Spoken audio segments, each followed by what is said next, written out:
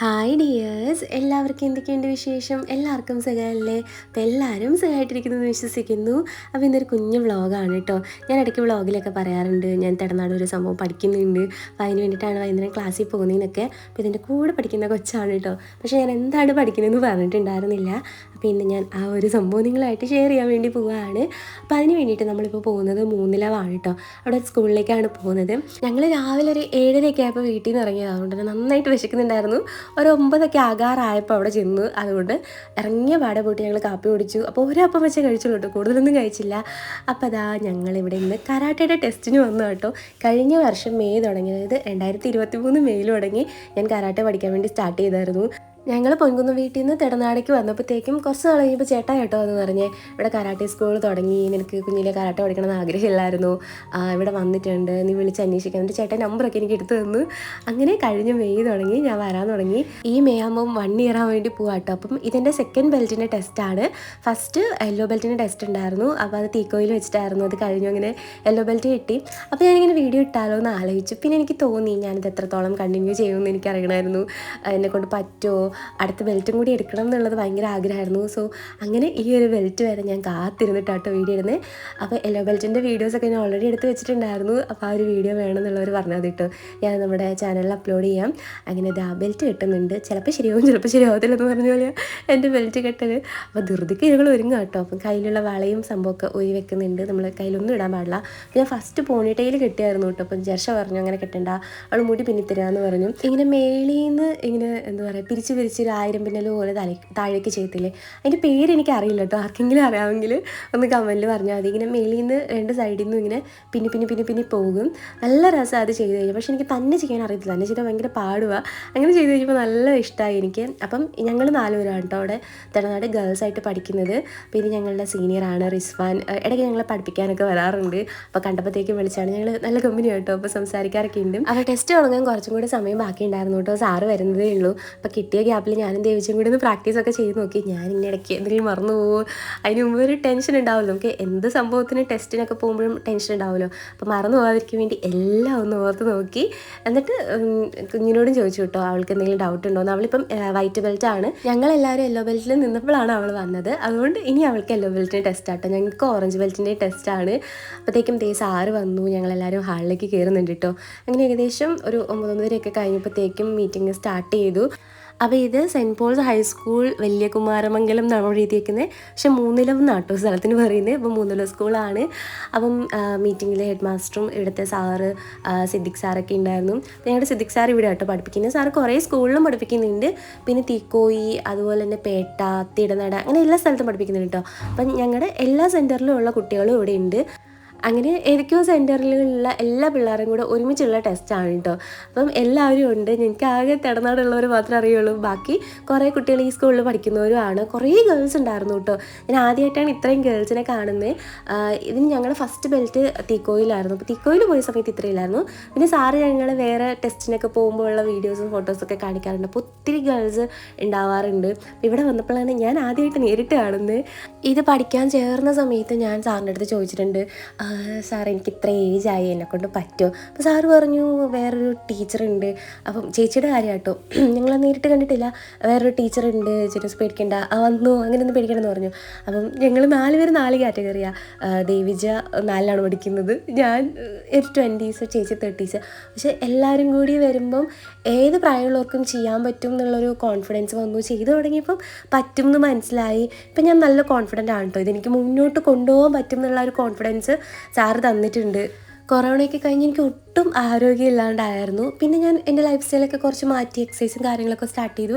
പക്ഷേ കരാട്ടയ്ക്ക് പോയി തുടങ്ങിയപ്പോഴാണ് കേട്ടോ കുറേയും കൂടി എനിക്ക് സ്ട്രോങ് ആവാനും ഒക്കെ, മെൻ്റലി ആണെങ്കിലും ഫിസിക്കലി ആണെങ്കിലും ഒക്കെ പറ്റിയത്.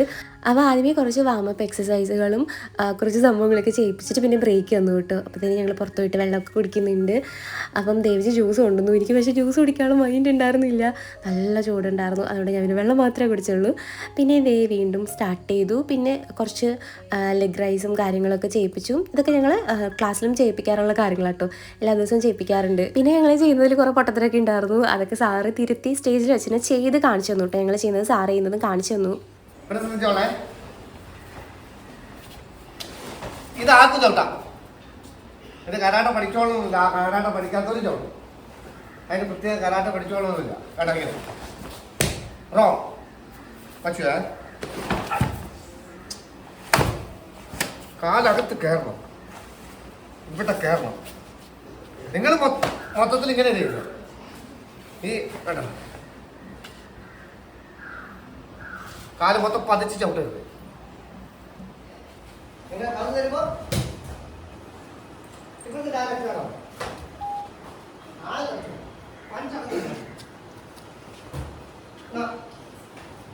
body level fast.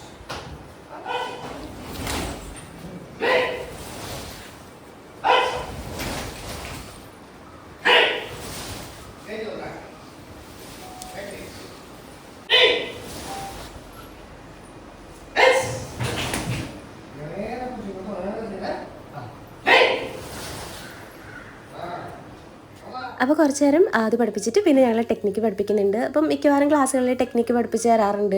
നമ്മളൊരു അറ്റാക്ക് വന്നാൽ അതിനെ എങ്ങനെ ഡിഫെൻഡ് ചെയ്യണമെന്ന് പഠിപ്പിച്ച് തരും. അതുപോലെ തന്നെ എല്ലാ ടെസ്റ്റുകളിലും പഠിപ്പിച്ച് തരാറുണ്ട് കേട്ടോ. അപ്പം ഇത് ക്യാമ്പ് പോലെയൊക്കെ ഇടയ്ക്ക് സാറ് നടത്താറുണ്ട്. അപ്പോൾ ഞങ്ങൾ ഓരോ ടെക്നിക്കായിട്ട് പറഞ്ഞു തരുന്നുണ്ട്. എന്നിട്ട് ഞങ്ങളെ കൊണ്ടും ചെയ്യിപ്പിക്കും.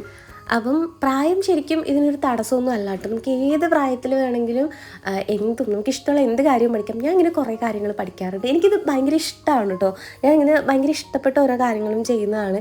ഞാൻ കുഞ്ഞിൽ എന്തൊക്കെ പഠിക്കണം എന്ന് ആഗ്രഹിച്ചിട്ടുണ്ടോ അതൊക്കെ എനിക്കിപ്പോൾ പറ്റുന്നൊരു സമയമാണ്. ഞാൻ ഫിനാൻഷ്യലി ഇൻഡിപെൻഡൻ്റ് ആയതുകൊണ്ട് ഞാൻ ചെയ്യാറുണ്ട് എൻ്റെ ഇഷ്ടത്തിന്. അപ്പം ഒരിക്കലും നമുക്ക് ഇത്രയും പ്രായമായി എന്ന് വിചാരിച്ചിട്ട് നിങ്ങൾ പഠിക്കാൻ ആഗ്രഹിച്ച ഒരു കാര്യം വേണ്ടെന്ന് വെക്കരുത് കേട്ടോ. പ്രത്യേകിച്ച് കരാട്ടെ. എല്ലാവരും വിചാരം കരാട്ടെ നമുക്ക് ഒട്ടും ചെയ്യാൻ പറ്റില്ലെന്നാണ്. പക്ഷെ നമുക്ക് മനസ്സുണ്ടെങ്കിൽ ചെയ്യാനായിട്ട് പറ്റും. ചിലപ്പോൾ ഒരു ചെറിയ കുട്ടിയുടെ ബോഡി ബെൻഡായി വരുന്ന പോലെ അല്ലെങ്കിൽ ഫ്ലെക്സിബിൾ ആയിട്ട് വരുന്ന പോലെ വരില്ലായിരിക്കും. കാരണം എൻ്റെ അനുഭവം കൊണ്ടാണ്. ഞാൻ ഒരു വർഷം കൊണ്ട് ഒരുപാട് കഷ്ടപ്പെട്ടാണ് കുറച്ച് ഫ്ലെക്സിബിലിറ്റി എങ്കിലും ഉണ്ടാക്കിയെടുത്തത്. ഇനിയും പ്രാക്ടീസ് ചെയ്ത് എനിക്കിത് കൂട്ടിയെടുക്കാൻ പറ്റുന്നുള്ളൊരു കോൺഫിഡൻസ് ആണ് കേട്ടോ. ഞാനത് ഡേ ബൈ ഡേ ചെയ്തുകൊണ്ടിരിക്കുകയാണ്. പെട്ടെന്ന് നമുക്ക് റിസൾട്ട് കിട്ടില്ല. അതിനിടയിൽ ജർഷ ബോക്സിങ് എടുക്കുന്നുണ്ട്. അവൾ പണ്ട് ബോക്സറായിരുന്നു കേട്ടോ, സായിലായിരുന്നു. അപ്പം റിസ്വാൻ്റെ അടുത്ത് അവൾ ബോക്സിങ്ങിൻ്റെ ടെക്നിക്കും അതൊക്കെ പഠിച്ച കാര്യമൊക്കെ പറഞ്ഞുകൊണ്ടിരിക്കുകയായിരുന്നു കേട്ടോ. കുഞ്ഞിലെ എനിക്ക് സ്പോർട്സിൽ ഭയങ്കര ഇഷ്ടമായിരുന്നു. ഈ ഹാമറൊക്കെ അറിയായിരുന്നു. സ്കൂൾ ലെവലിലൊക്കെ സ്പോർട്സിന് പോയിരുന്നു. അപ്പോൾ ഞാൻ സ്പോർട്സ് സ്കൂളിൽ പോയെന്ന് പറയുമ്പോൾ അമ്മ എന്നെ വിട്ടില്ല കേട്ടോ. അമ്മ എന്നോട് പറഞ്ഞു നിനക്ക് നന്നായിട്ട് പഠിക്കാനേ കഴിയുക, നീ പഠിച്ചാൽ മതി എന്ന് പറഞ്ഞ്. പക്ഷേ ജർഷയ്ക്ക് നല്ല പൊക്കമൊക്കെ ഉണ്ടായിരുന്നുകൊണ്ട് അവൾ നന്നായിട്ട് ഓടുമായിരുന്നു. അങ്ങനെ അവളെ സ്പോർട്സിന് വിട്ടു. എന്തായാലും ആ ഒരു വിഷമം ഞാൻ ഇപ്പം അങ്ങ് തീർക്കുവാണ്.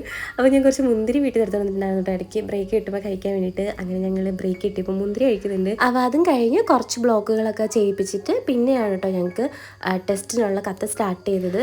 അപ്പോൾ ഇവർ രണ്ടുപേരും ബ്ലാക്ക് ബെൽറ്റിലേക്ക് കയറുന്ന സീനിയേഴ്സ് ആണ് കേട്ടോ. അപ്പോൾ ബാക്കിലുള്ളത് ഫുള്ള് സീനിയേഴ്സാണ്. ഞങ്ങളൊക്കെ ഫ്രണ്ടിലായിട്ടാണ് നിൽക്കുന്നത്. എനിക്കാണെങ്കിൽ എന്തോ ചെയ്ത് കൈക്ക് ചെറിയൊരു വേദന വന്ന് പിന്നെ കുറച്ചൊരു റൗണ്ടൊക്കെ ചെയ്ത് കഴിഞ്ഞപ്പോഴത്തേനും ശരിയായി. പിന്നെയും സാറ് 1-2 ടെക്നിക്കുകൾ പഠിപ്പിച്ചു കേട്ടോ, അങ്ങോട്ടും ഇങ്ങോട്ടും ഒക്കെ. അതുകൊണ്ട് ഞങ്ങൾ ഉരുട്ടിയിട്ട് കളിക്കുന്നുണ്ട്. അപ്പോൾ അത് കഴിഞ്ഞ് നേരെ പിന്നെ ബെൽറ്റിലുള്ള കത്തിയിലേക്ക് പോയി. അപ്പോൾ അത് കറക്റ്റായിട്ട് ചെയ്താലേ ബെൽറ്റ് കിട്ടുള്ളൂ കേട്ടോ.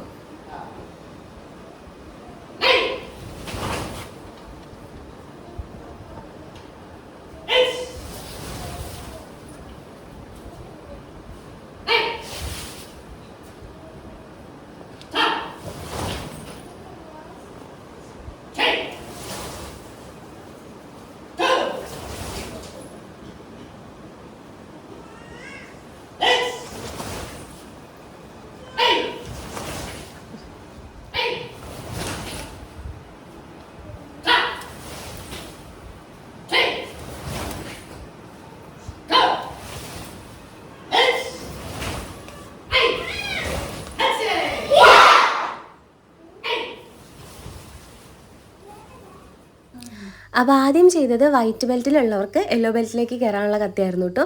ഇപ്പോൾ ചെയ്യുന്നതാണ് യെല്ലോ ടു ഓറഞ്ച് ബെൽറ്റിലേക്കുള്ള കത്ത.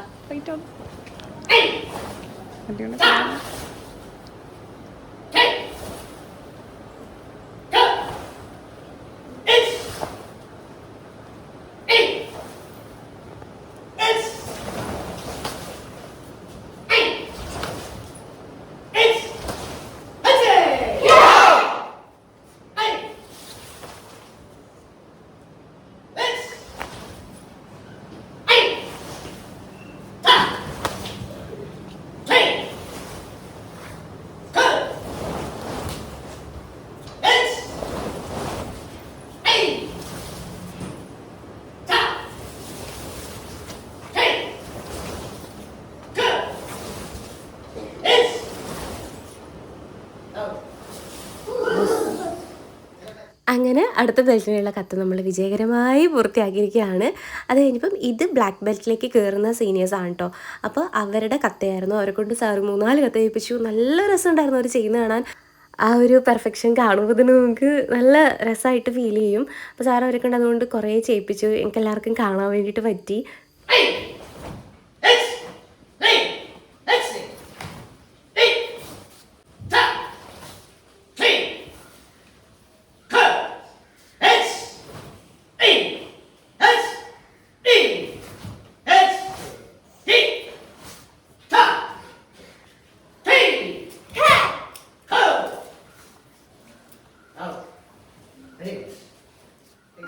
അപ്പോൾ അങ്ങനെ അവരെ കൊണ്ട് കഥ കേൾപ്പിച്ചിട്ട് പിന്നെ നമുക്ക് ബെൽറ്റ് തരുവാണ് കേട്ടോ.